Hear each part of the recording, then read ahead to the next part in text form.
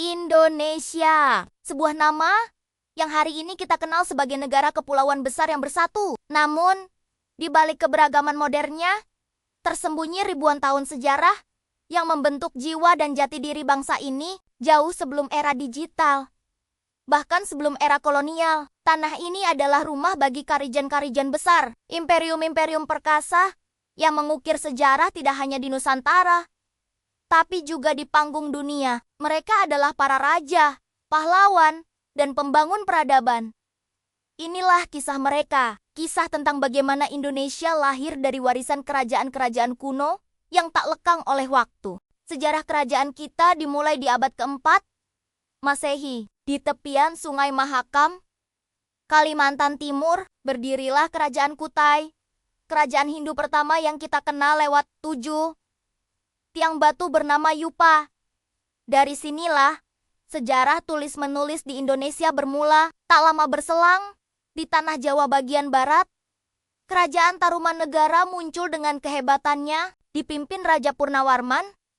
Mereka tidak hanya memiliki pasukan yang kuat, tapi juga membangun sistem irigasi canggih, seperti Sungai Gomati sepanjang 11 km, yang berfungsi mengairi sawah dan mencegah banjir. Bukti bahwa nenek moyang kita adalah ahli teknik yang visioner. Namun, kekuatan terbesar di awal era Hindu-Buddha adalah Kerajaan Sriwijaya. Berpusat di Palembang, Sumatera, mereka menguasai Selat Malaka, menjadikannya jalur perdagangan tersibuk di dunia. Sriwijaya adalah kekaisaran maritim Buddha terbesar di Asia Tenggara dan juga pusat pendidikan agama Buddha internasional. Pelajar dari Cina hingga India datang ke sini, menjadikan Sriwijaya sebagai universitas terbaik di zamannya. Sementara itu, di jantung Pulau Jawa, Kerajaan Mataram kuno membangun monumen-monumen iman yang tak tertandingi. Dari dinasti Shailendra yang Buddha, lahirlah Candi Borobudur, stupa Buddha terbesar di dunia. Dan dari dinasti Sanjaya yang Hindu,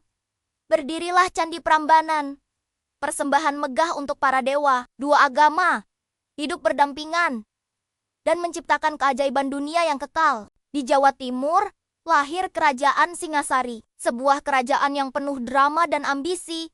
Dimulai dari kisah Ken Arok yang legendaris. Namun, di bawah kepemimpinan Raja Kertanegara, Singasari mencapai puncak kebesarannya. Berani menantang kekaisaran Mongol dan memulai cita-cita penyatuan Nusantara. Cita-cita itu kemudian diwarisi oleh Majapahit, berdiri tahun 1293 di bawah Raja Hayam Wuruk dan Patih Gajah Mada. Majapahit menjadi imperium terbesar yang pernah ada di Nusantara. Lewat Sumpah Palapa, Gajah Mada berhasil menyatukan hampir seluruh wilayah yang kini kita sebut Indonesia, bahkan hingga semenanjung Malaya. Ini adalah era keemasan, masa di mana kebudayaan, perdagangan, dan hukum mencapai puncaknya. Seiring waktu, agama Islam mulai masuk ke Nusantara melalui jalur perdagangan yang damai. Di Aceh, berdiri Kesultanan Samudra Pasai sebagai kerajaan Islam pertama. Kemudian di Jawa, Kesultanan Demak bangkit menjadi pusat penyebaran Islam oleh para wali Songo yang berdakwah melalui budaya. Di Jawa Tengah, Kesultanan Mataram Islam mencapai kejayaan di bawah Sultan Agung yang bahkan berani menyerang Fok di Batavia. Di Sulawesi, Kesultanan Gotalo dengan Sultan Hasanuddin, ayam jantan dari timur, gagah berani melawan penjajah. Dan di Maluku,